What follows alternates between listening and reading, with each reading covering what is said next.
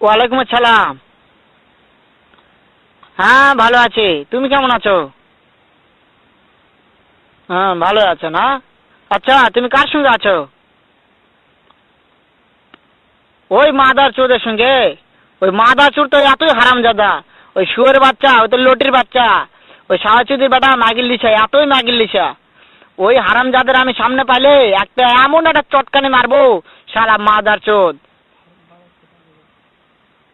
শোনো, তবে কি আছে? ওই মাদার চোদ ওই জায়গায় আছে নাকি? ও আমার কথা সব শুনতেছে। ওই সাওয়াচুদির বেটাকে শুনে শুনে আমি বেশি বলবো।